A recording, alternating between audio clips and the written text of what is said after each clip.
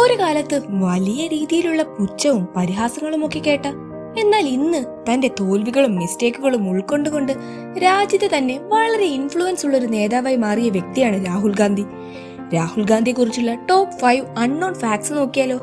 വീഡിയോയിലേക്ക് കടക്കും മുൻപ് ഈ ചാനൽ നിങ്ങൾ ആദ്യമായാണ് കാണുന്നതെങ്കിൽ സബ്സ്ക്രൈബ് ചെയ്യാൻ മറക്കല്ലേ. അപ്പൊ നമുക്ക് വീഡിയോയിലേക്ക് കടക്കാം. ഒന്നാമത്തെ ഫാക്ട് നോക്കാം.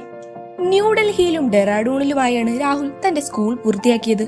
എന്നാൽ 1984 മുത്തശ്ശിയുടെ കൊലപാതകത്തിന് ശേഷം കുടുംബം വളരെയധികം സുരക്ഷാ ഭീഷണികൾ നേരിടുകയും അതുമൂലം സഹോദരി പ്രിയങ്കയോടൊപ്പം വീട്ടിലിരുന്നാണ് പിന്നീട് രാഹുൽ പഠിച്ചത്. രണ്ടാമത്തെ ഫാക്ട് നോക്കാം.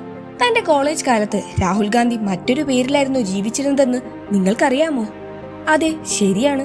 സുരക്ഷാ പ്രശ്നങ്ങൾ കണക്കിലെടുത്ത് പൊതുജന ശ്രദ്ധ ഒഴിവാക്കാൻ രാഹുൽ വിദേശത്ത് പഠിക്കുമ്പോൾ റൗൾ വിൻസി എന്ന അപരനാമമാണ് ഉപയോഗിച്ചിരുന്നത്. അദ്ദേഹം ആദ്യം ഹാർവാർഡ് യൂണിവേഴ്സിറ്റിയിൽ ചേർന്നു.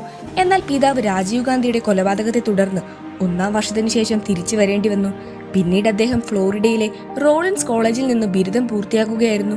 ഈ രഹസ്യ ഐഡന്റിറ്റി താഴ്ന്ന പ്രൊഫൈൽ നിലനിർത്താനും വിദ്യാഭ്യാസത്തിൽ ശ്രദ്ധ കേന്ദ്രീകരിക്കാനും അദ്ദേഹത്തെ വളരെയധികം സഹായിച്ചിരുന്നു. മൂന്നാമത്തെ ഫാക്ട് നോക്കാം. ഒരു രാഷ്ട്രീയ താല്പര്യങ്ങളും ഇല്ലാതെ നിർഭയയുടെ കുടുംബത്തെ രാഹുൽ ഗാന്ധി ഏറ്റെടുക്കുകയും അവരെ ഇമോഷണലിയും ഫിനാൻഷ്യലിയും ഒരുപാട് സഹായിക്കുകയും ചെയ്തിരുന്നു. ഇതിനു പുറമെ നിർഭയയുടെ സഹോദരനെ കൗൺസിലിംഗ് ചെയ്യുകയും ഒരു പൈലറ്റാക്കി മാറ്റാനുള്ള എല്ലാ സഹായങ്ങളും ചെയ്യുകയും ചെയ്തു. എന്നും ഇതൊരു രഹസ്യമായി നിലനിൽക്കണമെന്ന് കുടുംബത്തോട് രാഹുൽ ആവശ്യപ്പെട്ടിരുന്നു. എന്നാൽ പിന്നീട് വാർത്താമാധ്യമങ്ങൾ ഇത് പുറത്തു കൊണ്ടുവരികയായിരുന്നു. നാലാമത്തെ ഫാക്ട് നോക്കാം. തന്റെ പ്രസംഗങ്ങളിലൂടെയും ഭാരത് ജോഡോ യാത്രയിലൂടെയും ഒക്കെയാണ് അദ്ദേഹത്തെ ആളുകൾക്ക് കൂടുതൽ അറിയാവുന്നത്. എന്നാൽ വളരെ കുറച്ച് ആളുകൾക്ക് മാത്രം അറിയാവുന്ന ഒരു കാര്യമാണ് അദ്ദേഹം ഐക്കിഡോ ബ്ലാക്ക് ബെൽറ്റ് ജേതാവാണെന്ന്. നേരിട്ടുള്ള സ്ട്രൈക്കുകളെക്കാൾ സ്വയം പ്രതിരോധിക്കാൻ നിങ്ങളുടെ എതിരാളിയുടെ ഊർജം ഉപയോഗിക്കുന്നതിൽ ശ്രദ്ധ കേന്ദ്രീകരിക്കുന്ന ഒരു ജാപ്പനീസ് ആയോധന കലയാണ് ഐക്കിഡോ. ആയോധന കലകളോടുള്ള രാഹുലിന്റെ താല്പര്യം വെറുമൊരു ഹോബി മാത്രമല്ല, ശാരീരിക ക്ഷമതയും മാനസിക അച്ചടക്കവും നിലനിർത്താനായി അദ്ദേഹം കണ്ടെത്തിയ ഒരു മാർഗം കൂടിയാണ്. അഞ്ചാമത്തെ ഫാക്ട് നോക്കാം. രാഹുൽ ഗാന്ധി ലണ്ടനിലെ ഹാർവാർഡ് ബിസിനസ് സ്കൂളിലെ മൈക്കൽ പോർട്ടർ സ്ഥാപിച്ച മാനേജ്മെന്റ് കൺസൾട്ടിംഗ് സ്ഥാപനമായ മോണിറ്റർ ഗ്രൂപ്പിൽ 3 വർഷം ജോലി ചെയ്തിരുന്നു.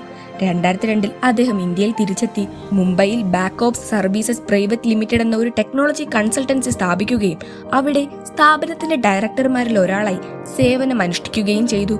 തുടർന്ന് വിദേശ വിതരണക്കാരിൽ നിന്നും പ്രതിരോധ കരാറുകൾ നേടിയെടുക്കുന്ന ബാക്ക് ഓപ്സ് UK എന്ന കമ്പനി അദ്ദേഹം സ്ഥാപിച്ചു. അപ്പോൾ ഇതൊക്കെയാണ് രാഹുൽ ഗാന്ധിയെ പറ്റിയുള്ള കുറച്ച് ഫാക്ട്സ്. ഇതിൽ ചിലതെങ്കിലും നിങ്ങളെ അത്ഭുതപ്പെടുത്തിയവ ആകുമല്ലേ? ഇതുകൂടാതെ നിങ്ങൾക്കറിയാവുന്ന എന്തെങ്കിലും ഫാക്ട്സ് ഉണ്ടെങ്കിൽ കമന്റ് ചെയ്യാൻ മറക്കല്ലേ. വീഡിയോ ഇഷ്ടമായെങ്കിൽ ലൈക്കും ഷെയറും ചെയ്യണേ. ഇനിയും ഇതുപോലുള്ള ഇൻട്രസ്റ്റിംഗ് വീഡിയോകൾക്കായി ചാനൽ ഇപ്പോൾ തന്നെ സബ്സ്ക്രൈബ് ചെയ്യൂ. അടുത്തൊരു വീഡിയോയുമായി വീണ്ടും കാണാം. Good bye.